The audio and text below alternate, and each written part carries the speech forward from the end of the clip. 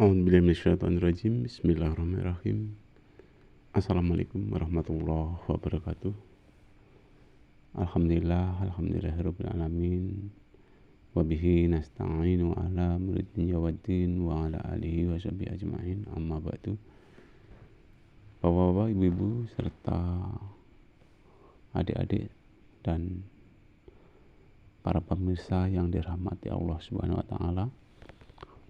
Beberapa hari yang lalu ya, keterkaitan dengan bacaan-bacaan di dalam sholat ya, kemarin sudah sampai pada sujud ya, subhana rabbiyal a'la wa bihamdi, subhana rabbiyal a'la wa bihamdi, subhana rabbiyal a'la wa bihamdi.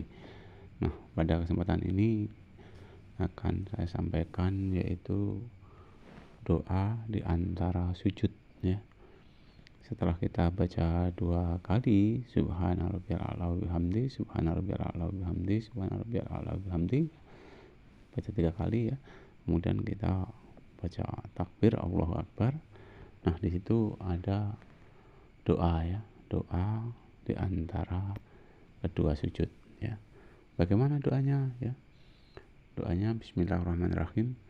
Rabbighfirli warhamni wajburni warfa'ni warzuqni wahdini wa'afini wa'fu'ani. Nah, ini doa. Jadi kita nggak boleh tergesa-gesa ya di dalam membaca doa tersebut ya. Jadi kita harus tartil ya.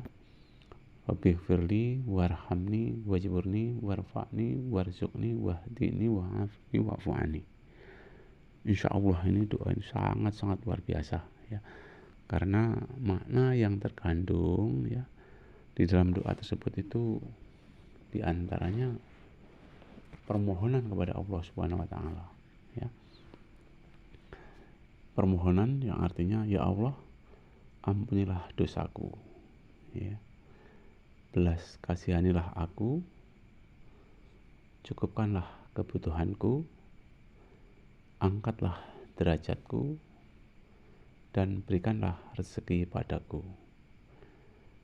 dan berikanlah aku petunjuk, dan berikanlah kesehatan pada diriku,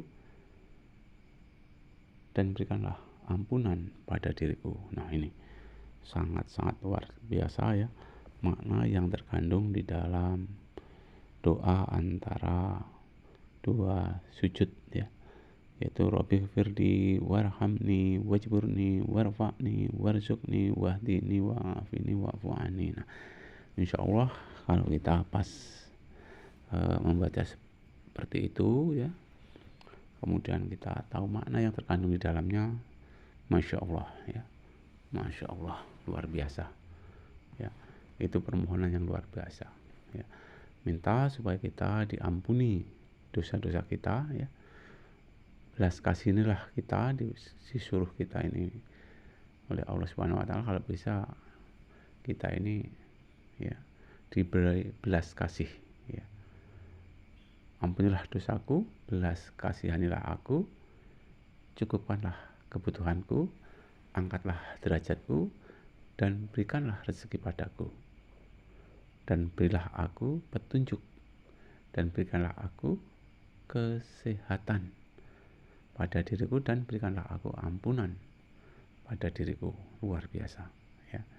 Jadi itu makna yang terkandung di dalamnya. Hadirin yang dirahmati oleh Allah Subhanahu wa taala, keterkaitan dengan dosa ya. Ya, kita ini kadang-kadang nggak lepas dari dosa, baik dosa besar maupun dosa kecil ya. Untuk itu ya kita harus sholat tersebut ya setiap hari 5 kali itu ya, maksudnya supaya dosa-dosa kita itu diampuni oleh Allah, baik dosa yang besar maupun dosa yang kecil ya. Karena hakikatnya ya manusia tempat salah, khilaf, dan dosa ya.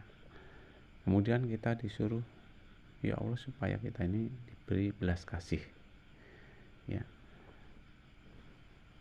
Di apapun yang kita minta, kalau bisa ya diberi oleh Allah Subhanahu wa taala, sehingga harapan kita tidak sia-sia ya. Kemudian cukupkanlah kebutuhan jasmani dan rohani. Ini makna yang luar biasa ya. Ini kalau bisa jasmani dan rohani ini juga tanamkan pola hidup sederhana ya. Merasa cukup apa yang sudah diberikan oleh Allah kepada kita, dan juga kita senantiasa syukur atas nikmat tersebut setelah kita berdoa, berusaha dengan sekuat tenaga. Kemudian kita juga minta supaya dinaikkan derajatnya ya. Kalau Islam mengatakan inna akramakum indallahi atqakum, sesungguhnya orang yang paling mulia di sisi Allah adalah orang yang paling takwa di antara kita. Nah, kita dalam permohonan tadi juga disuruh derajat kita ini diangkat yang tinggi, sebab kalau tidak ya bisa berbahaya ya. Memang kita diciptakan oleh Allah ini sebaik-baik umat ya, sebaik-baik makhluk ya. Tapi di balik itu kalau kita tidak mampu menggunakan akal pikiran kita ya, kita dikembalikan Allah rendah, bahkan lebih rendah daripada makhluk yang lain ya, ataupun lebih rendah daripada binatang. Na'udzubillah min dzalik, summa na'udzubillah min dzalik ya.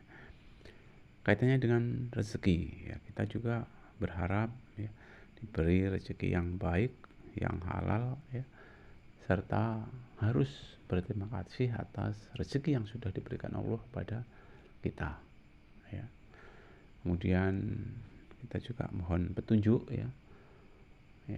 Setelah kita mengetahui petunjuk, tentunya kita harus mengamalkan apa-apa yang menjadi petunjuk tersebut, karena Tuhan gak akan merubah diri kita kalau gak kita sendiri yang merubahnya ini ya.